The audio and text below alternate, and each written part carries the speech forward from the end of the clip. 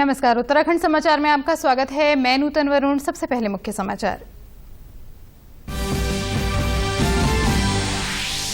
मुख्यमंत्री ने शासन के वरिष्ठ अधिकारियों संग की कोविड की स्थिति की समीक्षा। सीएम राहत कोष से आशा कार्यकर्तियों को दी जाएगी 1,000 रुपए की प्रोत्साहन राशि। शादियों में अधिकतम संख्या 25 किए जाने के आदेश। प्रदेश में आज कोरोना के 5,493 नए मामले सामने आए। राज्य में कोरोना से 107 लोगों की मृत्यु। स्वास्थ्य सचिव ने कहा 18 से 45 वर्ष के लोगों की वैक्सीनेशन प्रक्रिया में लगेगा 1 सप्ताह का समय। कोटद्वार बेस अस्पताल में 10 बेडों के आईसीयू यूनिट का मंत्री हरक सिंह रावत ने किया लोकार्पण।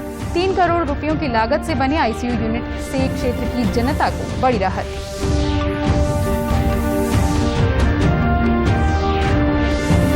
और कैबिनेट मंत्री यशपाल आर्य ने उधम सिंह नगर में जिला स्तरीय अधिकारियों संघ की समीक्षा बैठक। अधिकारियों को दिए स्वास्थ्य सुविधाएं दुरुस्त करने के निर्देश।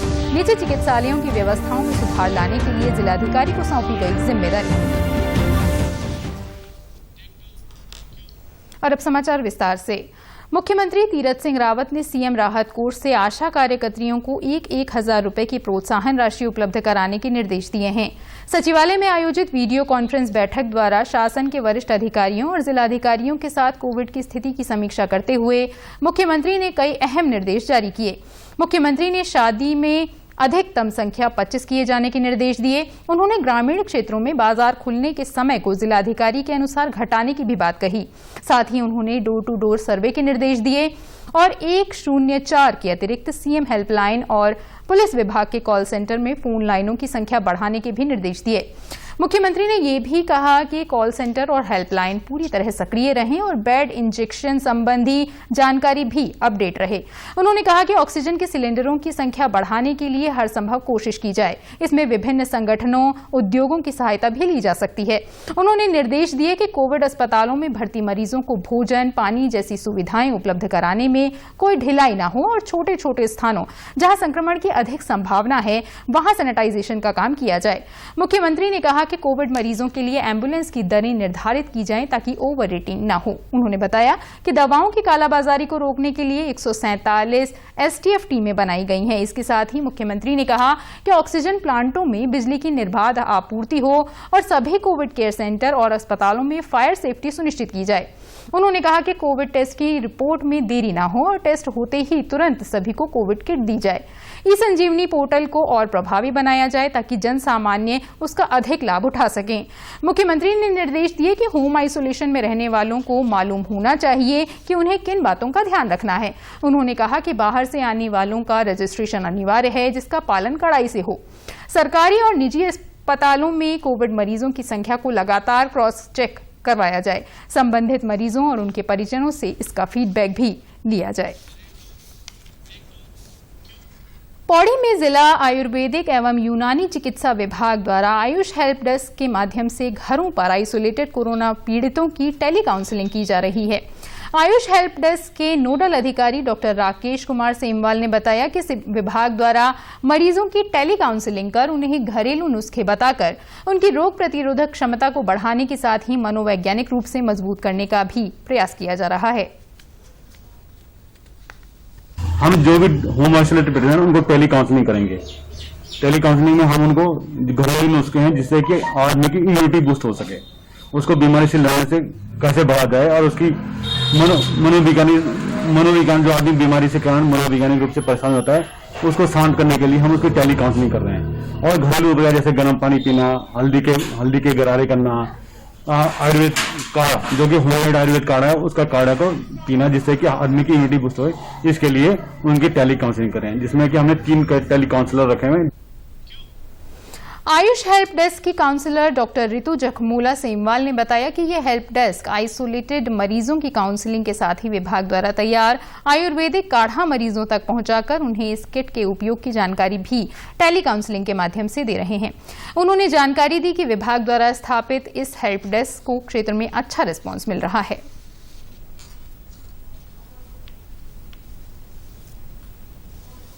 होम आइसोलेशन में एडमिट जितने भी मरीज हैं उनको आयुर्वेदिक चिकित्सा पद्धति से किस तरह से अपने को कोरोना से अपना बचाव कर सकते हैं और अपनी सुरक्षा कर सकते हैं। और सामान्य उपाय इसके बारे में हम जानकारी दे रहे हैं। उनको किट कैसे दी जाएगी, कब मिलेगी, उसका कैसे अनुपान करना है, घर में योगा प्राणायाम वगैरह इन सब की जानकारी हमारे द्वारा दी जा रही है।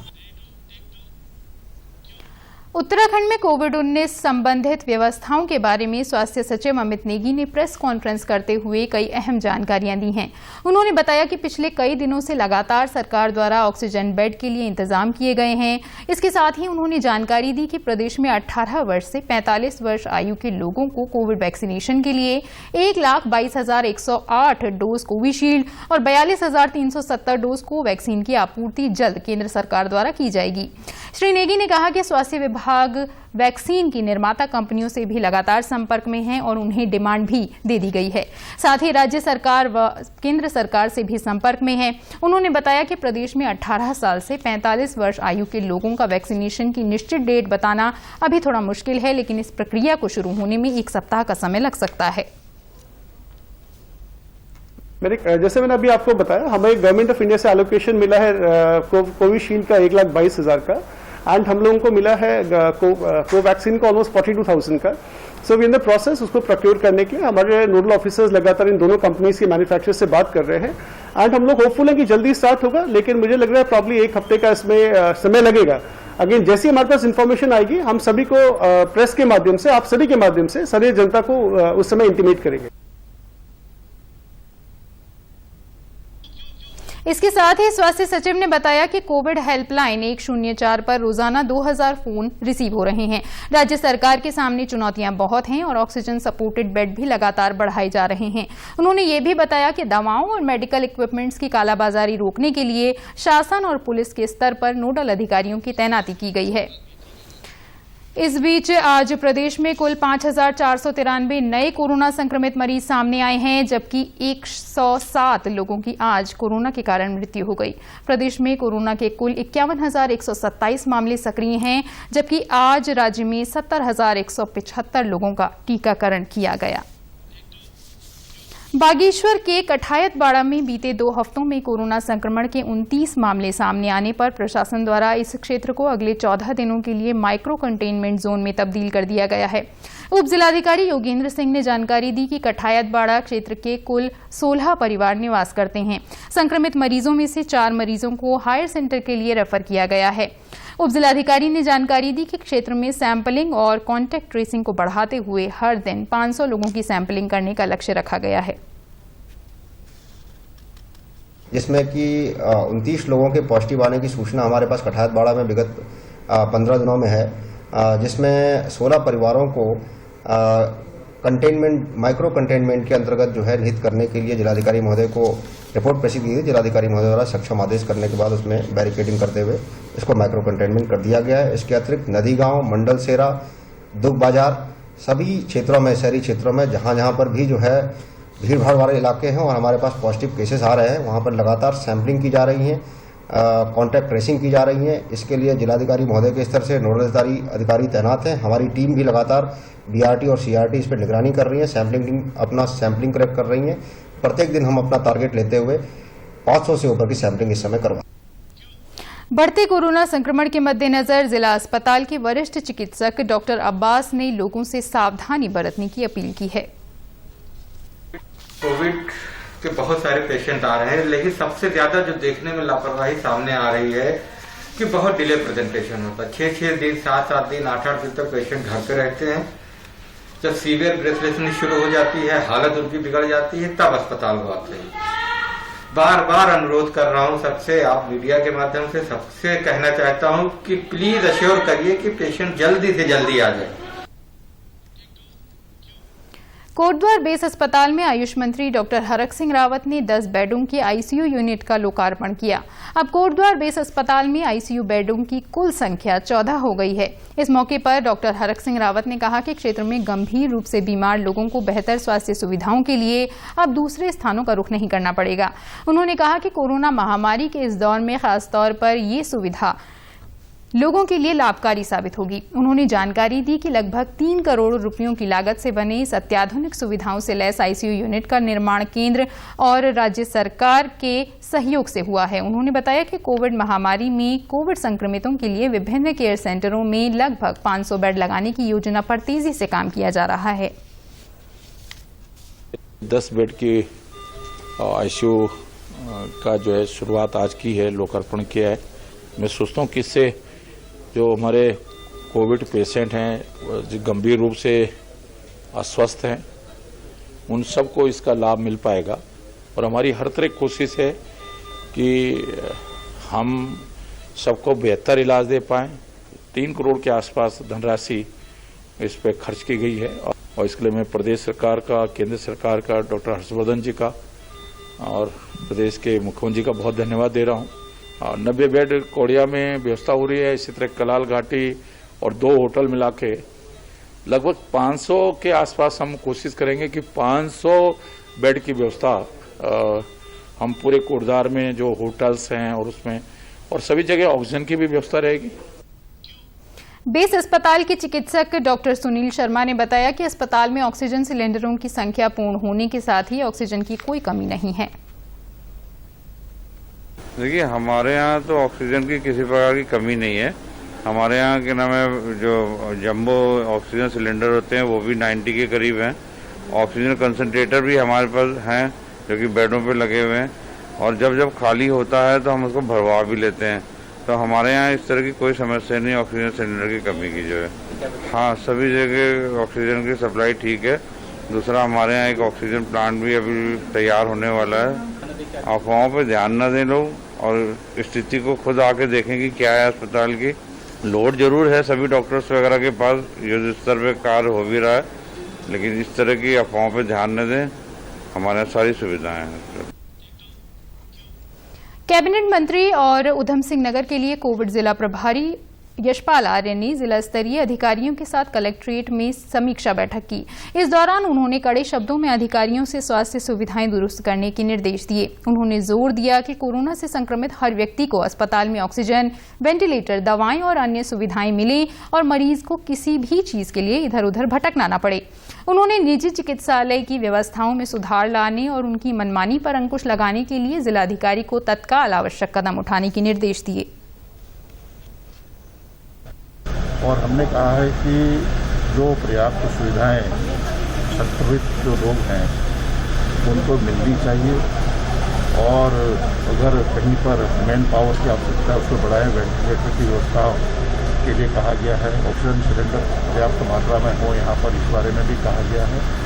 और जो हमारा मेडिकल कॉलेज है उसको उसमें कहीं पर हमारे माननीय जनप्रतिनिधियों ने कुछ जो शिकायतें मिली हैं उसको दुरुस्त करने के भी निर्देश आज दिए गए हैं।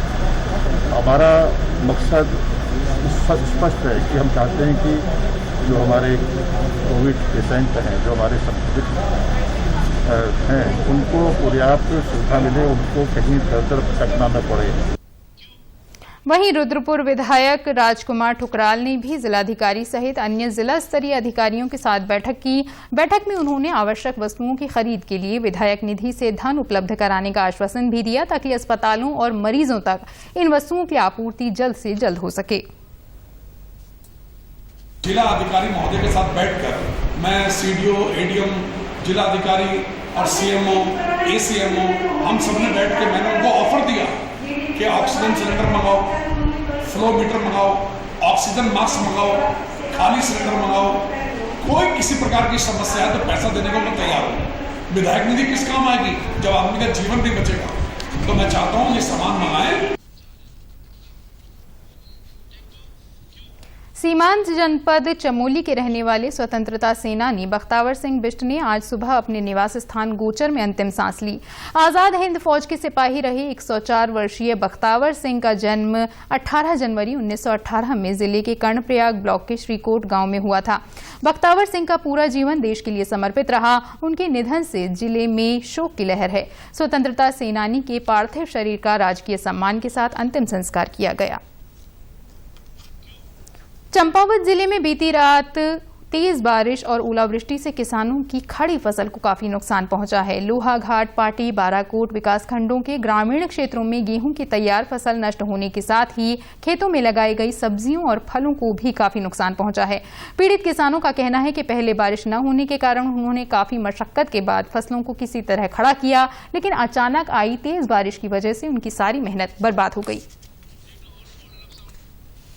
उनके द्वारा जो बेमौसमी सब्जी का उत्पादन किया जा रहा था, उसमें भी उनको काफी सारा डैमेज यहाँ पर देखने को मिल रहा है, क्योंकि अभी उन्होंने इनिशियली उसमें प्लांटेशन किया था। तो ये जो अभी 1.5 महीने तक है, ये काफी संवेदनशील है ओलावृष्टि की दृष्टि से, और हम किसान भाइयों को सलाह दे रहे हैं कि इस दृष्टि को ध्यान में रखते हुए आपके पास जो मौजूदा पॉली हाउसेस हैं, उसके अंदर आप अपने सब्जियों का उत्पादन करिए। साथ ही अगर कहीं पर शेड नेट की व्यवस्था कर सकते हैं या कोई कपड़ा लगा सकते हैं ऊपर से, जहां पर भी आप प्लांटेशन कर रहे हैं उस पर आप पौधों की रक्षा करिए। जिले में बेमौसमी सब्जी पर अनुसंधान कर रही बायफ संस्था के वैज्ञानिक डॉक्टर दिनेश रतूड़ी ने जानकारी दी कि बारिश और ओलावृष्टि से खेती किसानी काफी प्रभावित हुई है। उन्होंने बताया कि भविष्य में किसानों की फसलों को नुकसान न पहुंचे, इसके लिए उन्हें पेड़ पौधों के ऊपर हेलनेट और अन्य वस्तुओं का डाल देना चाहिए ताकि खेती को मौसम की मार से बचाया जा सके। कल जो ओलावृष्टि के कारण इसका 60 से 80% का जो नुकसान हो गया है, उसके कारण हम किसानों को जो है दोहरी मार पड़ गई है, क्योंकि पिछला 9 महीने का सूखाग्रस्त का पीरियड और ऊपर से ये कल जो एकदम से ओलावृष्टि हुई है, इसके कारण किसानों को दोहरी मार पड़ गई है। क्योंकि और मौसम भी अभी हम देख रहे हैं कि पिछले एक सप्ताह जो आगे बारिश ही दिखा रहा है, और अब मौसम विज्ञान भी ये नहीं बता पा रहा कि ओलावृष्टि होगी या सिर्फ बारिश होगी, जिसके कारण किसान बड़ी असमंजस की स्थिति में है कि उनको दोहरी मार का सामना करना पड़ा, पहले सूखे से अब ओलावृष्टि के कारण। और किसानों की ये एक दोहरी मार, ऊपर से ये आप देख रहे हैं कोरोना काल चल रहा है, लॉकडाउन जैसी स्थिति हो गई है, इसमें किसान समझ नहीं पा रहे हैं कि उनकी रोजी रोटी का आगे कैसे संभव हो पाएगा। राजधानी देहरादून में कोरोना महामारी के बीच सामाजिक संस्था देवभूमि मानव संसाधन विकास ट्रस्ट ने जरूरतमंदों तक ऑक्सीजन की आपूर्ति के लिए ऑक्सीजन बैंक की स्थापना की है। इस सेवा के जरिए जरूरतमंदों तक आज से ऑक्सीजन सिलेंडर की फ्री मोबाइल डिलीवरी सेवा की शुरुआत की गई है। ट्रस्ट के अध्यक्ष और प्रदेश कांग्रेस उपाध्यक्ष सूर्यकांत धस्माना ने विधिवत ट्रस्ट की इस सेवा का शुभारंभ किया। इस ऑक्सीजन बैंक की स्थापना के पहले दिन 28 जरूरतमंद लोगों को ऑक्सीजन उपलब्ध कराई गई। देवभूमि मानव संसाधन विकास ट्रस्ट ने फैसला किया कि हम राज्य में एक ऑक्सीजन बैंक स्थापित करेंगे। हमने न केवल फैसला किया बल्कि उस पर अमल करते हुए आज उसका शुभारंभ कर दिया है। हमने आज 28 लोगों को घर घर जाकर के जिनको ऑक्सीजन की आवश्यकता थी उनको सिलेंडर उपलब्ध कराए हैं। हमने 300 ऑक्सीजन गैस के सिलेंडर उसका ऑर्डर प्लेस किया है। जैसे ही वो हमें मिलेंगे उनका वितरण भी शुरू किया जाएगा। आप लोग किसी भी प्रकार से अगर सहयोग करना चाहते हैं, कोई ऑक्सीजन सिलेंडर देना चाहता है, कोई फ्लो मीटर देना चाहता है, या कोई आर्थिक रूप से मदद करके 1 सिलेंडर, 2 सिलेंडर, 5 सिलेंडर स्पॉन्सर करना चाहता है, तो आप ट्रस्ट को दान दे सकते हैं। और डॉक्टर स्पीक के अंतर्गत आज आपको मिलाते हैं देहरादून के वरिष्ठ चिकित्सक डॉक्टर केपी जोशी से। कोरोना संक्रमण से बचने के लिए उनके द्वारा बताए गए सुझावों को भी आप ध्यान से सुनें और देखें ताकि आप खुद को सुरक्षित रख सकें।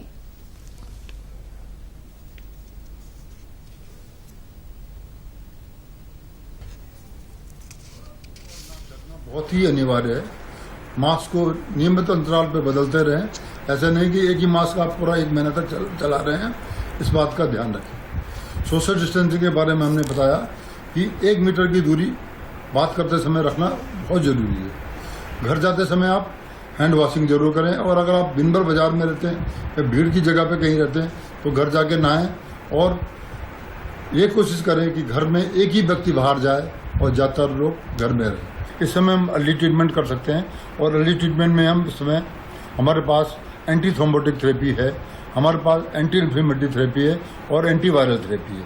तो ये थेरेपी हम जल्दी अगर इस्तेमाल करें और केवल जांच करने में और केवल अपना इलाज करने में समय अगर हम बर्बाद न करें तो हमें बहुत अच्छे रिजल्ट मिल सकते हैं। वैक्सीनेशन हमें निश्चित तौर पे इस बीमारी के कॉम्प्लिकेशन से बचा रहा है, इसलिए वैक्सीनेशन जरूर कराएं। कोरोना पॉजिटिव होने के बाद अगर आपको ज़्यादा लक्षण नहीं आ रहे हैं तो आप घर पे ही इलाज ले सकते हैं। आपको अस्पताल में भीड़ बढ़ाने की जरूरत नहीं है। और कोरोना संक्रमण से बचने के लिए मास्क अनिवार्य रूप से और सही ढंग से प्रयोग करें। साथ ही सामाजिक दूरी का ख्याल रखें, नियमित रूप से हाथों को धोएं और याद रखें, कोरोना को हराना है, मास्क जरूर लगाना है। साथ ही यदि अभी तक आपने वैक्सीनेशन नहीं करवाया है और आपकी उम्र 18 से 44 वर्ष के बीच है तो कोविन या आरोग्य सेतु ऐप के माध्यम से रजिस्टर करके आप खुद को वैक्सीनेट करवा सकते हैं। इसी के साथ बुलेटिन समाप्त हुआ। नमस्कार।